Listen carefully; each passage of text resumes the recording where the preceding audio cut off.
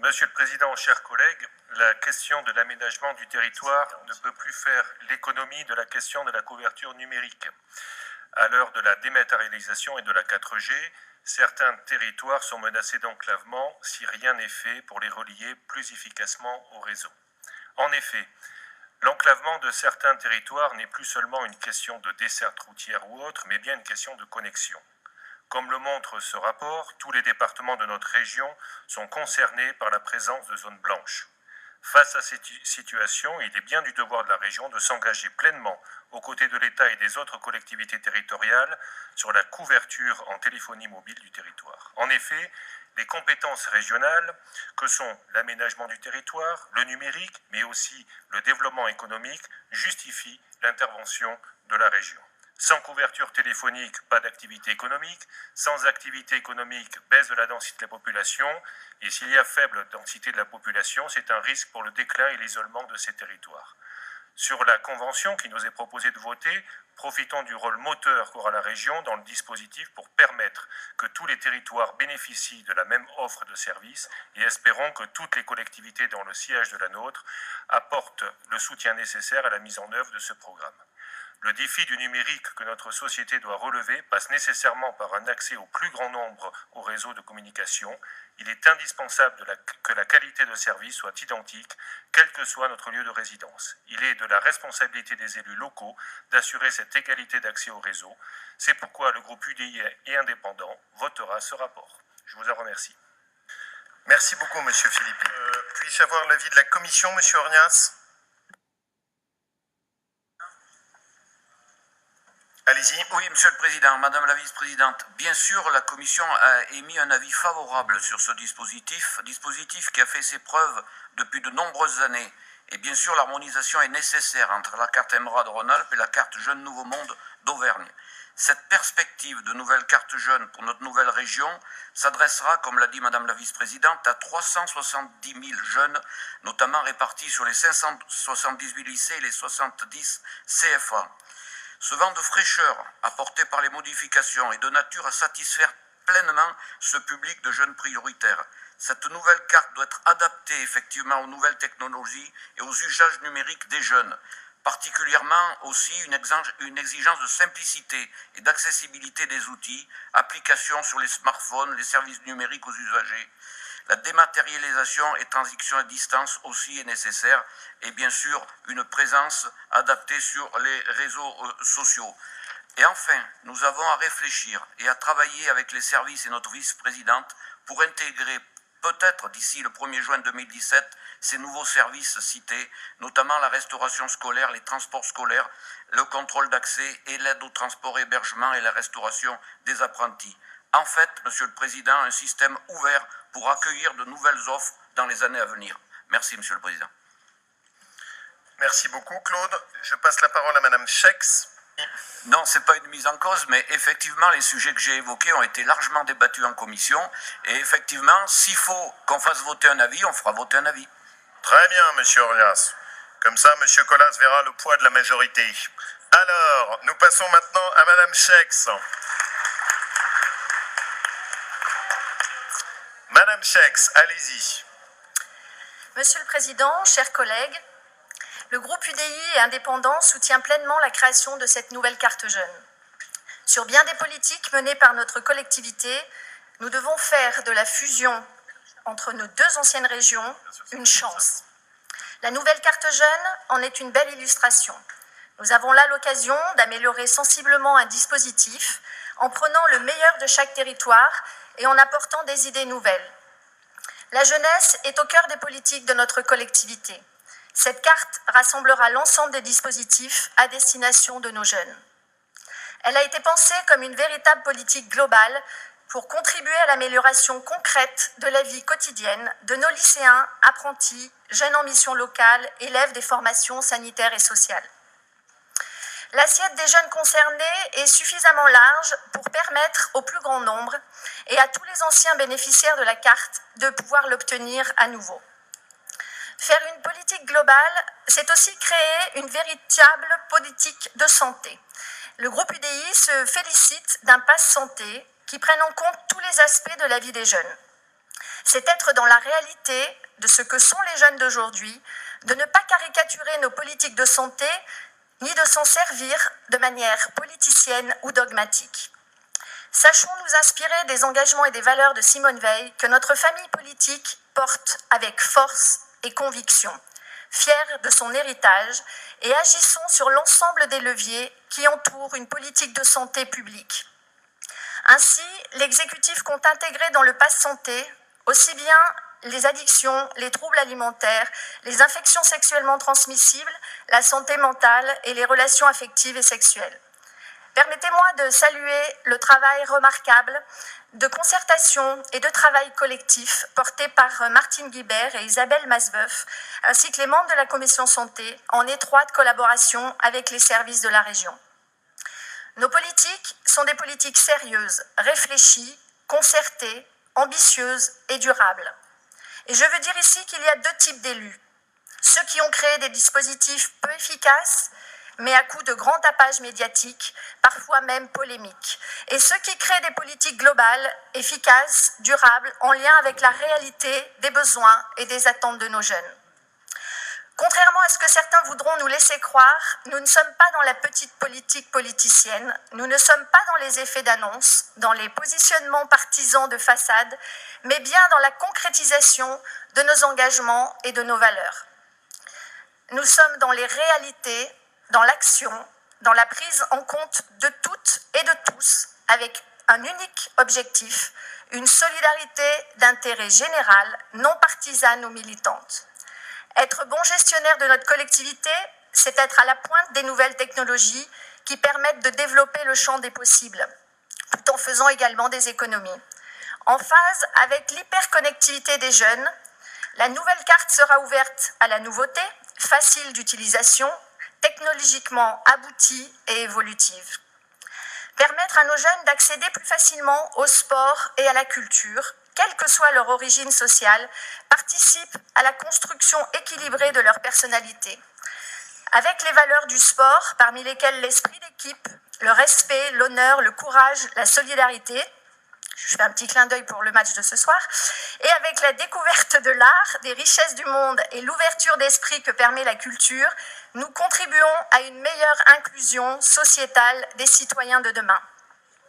Le groupe UDI indépendant souhaite que l'ensemble des élus de la région puissent porter avec fierté ce dispositif signe fort en direction de notre jeunesse et qui doit être l'œuvre de tous, à destination de tous. Merci. Merci Madame Chex. Et merci encore pour votre travail. Madame Montoro-Sadou.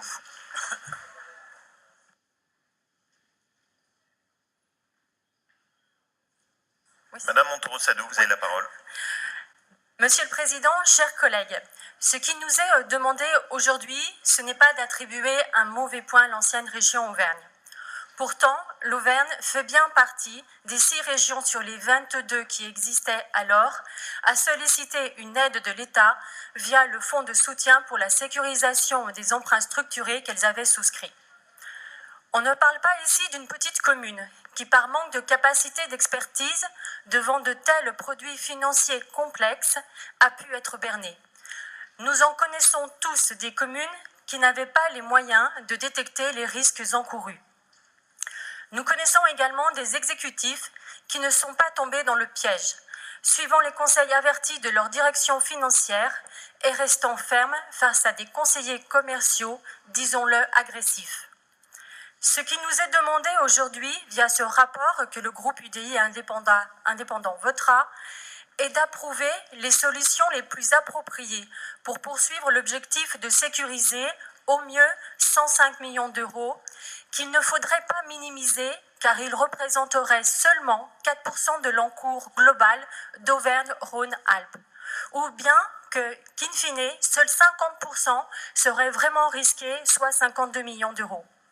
Est-il besoin de rappeler le contexte financier et budgétaire de notre région? Nous sommes certains que nous saurons saisir les opportunités dès que les conditions de marché s'amélioreront. Mais qu'on ne s'y trompe pas. Lorsque nous aurons effectué ce travail, le risque aura juste changé de main, celle de l'État, qui, rappelons-le, est actionnaire à hauteur de 75% de l'ASFIL, Société de financement local. La facture in fine sera lourde et nous la réglerons tous. Merci. Merci beaucoup, Madame Montoro-Sadou, et merci d'avoir rappelé l'environnement dans lequel tout ceci se positionnait. Monsieur, alors, on a des demandes d'expression des différents groupes. Madame Pacoré, si vous pouvez tous bien vous inscrire, comme ça permet de le faire dans l'ordre qui a été arrêté en conférence des présidents. Madame Pacoré d'abord. Monsieur le Président, chers collègues, le rapport qui nous est présenté vise à moderniser une partie de notre matériel ferroviaire. Cette révision des rames à mi-vie permet de garantir la sécurité des voyageurs et leur confort avec les aménagements prévus. À l'occasion de cette révision, vous avez souhaité qu'un dispositif de vidéoprotection puisse être ajouté sur les rames concernées afin d'assurer plus de tranquillité aux usagers. Le groupe UDI indépendant ne peut qu'adhérer à cette démarche qui permettra de prévenir les incivilités et à défaut d'identifier les auteurs d'actes malveillants. Sur la modernisation de la ligne Saint-Gervais-Vallorcine, quelques remarques. Cette rénovation est devenue indispensable du fait de la modernisation du système de signalisation. La ligne Saint-Gervais-Vallorcine connaît un succès important, succès touristique et succès aussi de desserte locale. Il convient de l'accompagner dans la perspective d'un transport collectif qui est respectueux de l'environnement, surtout dans une vallée qui a besoin de respirer. La rénovation envisagée s'inscrit dans cette perspective puisqu'elle permettra d'augmenter le débit et le cadencement des trains. Il apparaît aussi important d'envisager la mise en place d'un comptage des voyageurs dans les rames rénovées afin d'avoir des chiffres précis sur la fréquentation de cette ligne. En effet, il y a aujourd'hui quelques disparités entre les chiffres communiqués et la réalité constatée sur le terrain. Aussi, nous pourrions profiter de cette rénovation pour intégrer ces dispositifs de comptage qui apparaissent essentiels pour mieux dimensionner le service apporté aux usagers. Convaincu de la nécessité de poursuivre la modernisation de notre réseau ferroviaire et soucieux de la sécurité des voyageurs, le groupe UDI et indépendant soutiendra ce rapport. Je vous remercie. Merci beaucoup, Madame Pacoré. Au titre de l'UDI, Laurence, vous avez la parole. Oui. Monsieur le Président, chers collègues, la liaison autoroutière actuelle entre Saint-Étienne et Lyon n'est pas digne d'une liaison entre une capitale régionale et une agglomération de plus de 400 000 habitants. L'autoroute A45 est attendue par beaucoup de nos concitoyens qui chaque jour empruntent l'A47, une infrastructure obsolète, accidentogène, conçue dans les années 50, trop souvent saturée et qui ne peut plus absorber une densité de trafic approchant les 100 000 véhicules par jour. Fort de ce constat, nous avons pris l'engagement durant la campagne électorale de participer au financement d'une nouvelle infrastructure. Engagement concrétisé dans un premier temps lors du vote du budget primitif en avril et désormais aujourd'hui avec le rapport qui nous est proposé d'adopter. Quelques mots sur l'opportunité que présente cette nouvelle infrastructure indispensable au développement et au rayonnement de notre territoire. Cet aménagement permettra de répondre aux attentes quotidiennes des usagers. Il permettra aussi de renforcer considérablement la sécurité avec une division par 4 du nombre d'accidents. Cet investissement conséquent de plus d'1 milliard d'euros aura également des retombées économiques non négligeables, estimées à plusieurs dizaines de millions d'euros pour les entreprises de notre région.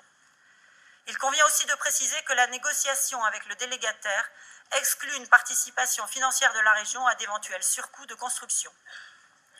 Une attention particulière a été apportée au tracé, et ce dans une logique d'aménagement du territoire, respectueuse des enjeux agricoles et environnementaux, car l'A45 va traverser un territoire au relief contraint afin de ne pas pénaliser outre mesure le développement des communes concernées. S'agissant de l'agriculture, nous attendons des mesures concrètes d'accompagnement, notamment pour l'arboriculture et l'irrigation. Oui, il ne faut pas se mentir, la construction d'une telle infrastructure a nécessairement un impact sur l'environnement. Néanmoins, les très nombreuses études réalisées sur plusieurs décennies ont permis de prévoir des mesures de compensation. Tout a été fait pour minimiser les emprises au sol, les nuisances sur la faune et la flore, d'où le nombre élevé d'ouvrages sur l'ensemble du tracé. L'A45 sera une infrastructure aux normes, son intégration dans l'environnement et dans les paysages a été réfléchie. Mais ne nous cachons pas, ce projet n'occulte pas à ce stade de notre action des interrogations légitimes. Sur les moyens affectés au soutien du transport ferroviaire auquel nous sommes très attachés, ainsi que les autres aménagements autoroutiers et en particulier la métropole de Lyon, à travers le déclassement de l'autoroute A6 A7, le projet d'anneau des sciences et l'achèvement du contournement Est. Nous connaissons les inquiétudes des territoires rhodaniens sur ce projet. Nous nous félicitons que vous ayez annoncé que le tracé prévoit un débranchement de l'A45 sur l'A7, évitant ainsi un engorgement trop important de la métropole lyonnaise. Nous avons aussi entendu les revendications des élus locaux, des associations citoyennes mobilisées contre ce projet. Et nous voulons leur dire ici très clairement, et je peux parler en tant qu'élu d'une commune directement impactée, le projet, à l'heure où nous apprêtons à autoriser l'engagement financier de la région, c'est que nous avons les garanties que ce projet est équilibré, utile au désenclavement du Massif central. Cette autoroute bénéficiera également à la Haute-Loire, au Cantal, au Puy-de-Dôme. Elle va renforcer les liaisons transversales au sein de notre nouvelle région Auvergne-Rhône-Alpes et au-delà. Vous l'aurez compris, Monsieur le Président, notre groupe, à l'unanimité, votera ce rapport. Je vous remercie.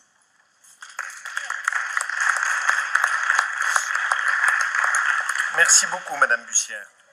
Madame Gouache-Avant. J'attendais juste d'avoir le son.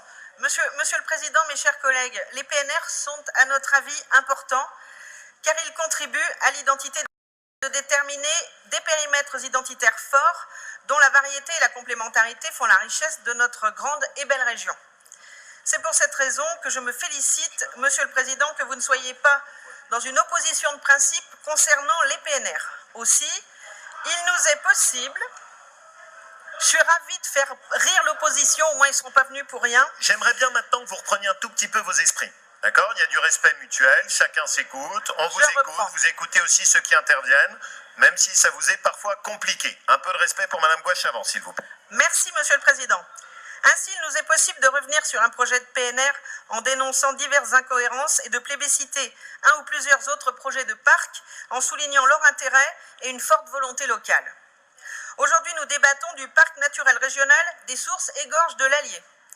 S'il est évident que ce secteur présente des atouts majeurs et mérite d'être mis en valeur et protégé, soulignons que cette structure engendre des coûts de fonctionnement importants. C'est d'ailleurs un peu le mal dont souffrent beaucoup de ces strates, permettez-moi de les nommer ainsi. C'est pourquoi ici, je tiens à rappeler un de nos engagements de campagne, faire baisser les coûts de fonctionnement pour favoriser l'investissement. Concernant ce projet de parc des sources et gorges de l'Allier, même si la participation de notre collectivité devait être constante, le passage d'un syndicat mixte d'aménagement, le SMAT, à un PNR engendre à lui seul une augmentation des frais de fonctionnement, passant de 250 000 € par an aujourd'hui à 700 000 € par an demain. Rappelons aussi que nous avions déjà, à la demande de notre groupe, lors du vote du budget primitif, alloué une enveloppe supplémentaire de 500 000 € pour permettre le juste rééquilibre des PNR. J'ai reçu récemment avec plusieurs de mes collègues UDI les porteurs du projet Sources et Gorges de l'Allier pour entendre leurs arguments et comprendre la mesure des attentes de ce territoire, et je tiens ici à saluer l'engagement et la volonté de ces élus. Cependant, force est de constater que ce projet de PNR, ensemble de plusieurs intercommunalités assez morcelées, ne fait pas l'unanimité des élus locaux et des habitants. Et c'est aussi pour cela que nous sommes amenés à réfléchir à un nouveau projet de territoire qui permette de sortir d'une impasse. Nous serons attentifs à ce que les intercommunalités soient le réceptacle privilégié des subventions régionales qui seront versées au territoire, puisqu'elles constituent l'échelon de solidarité le plus pertinent pour le développement des territoires ruraux à travers les outils de mutualisation qu'elles impulsent. Nous devons de ce fait rester vigilants quant aux périmètres sur lesquels ces contrats de territoire s'appliqueront et veiller à ce qu'ils correspondent au périmètre des intercommunalités. Notre groupe UDI et indépendant veillera aussi à ce que les fonds de la région ne servent pas à un saupoudrage au final coûteux et sans vision globale et structurante. Mais plus généralement, nous devons aujourd'hui nous interroger sur la politique régionale en matière de PNR.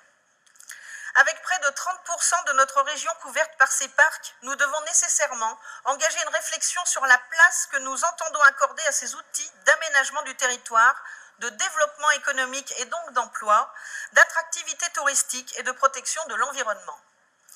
Il serait évidemment contre-productif de banaliser les PNR en les multipliant. Ces contrats de territoire doivent valoriser l'excellence, l'originalité, la rareté. Monsieur le Président, vous l'aurez compris, nous resterons attentifs, mais sommes également sensibles à votre argumentation et à votre volonté de ne pas supprimer tout projet de PNR. Aussi, le groupe UDI et indépendant votera pour ce rapport. Je vous remercie. Merci beaucoup, Madame Gouache-Avant.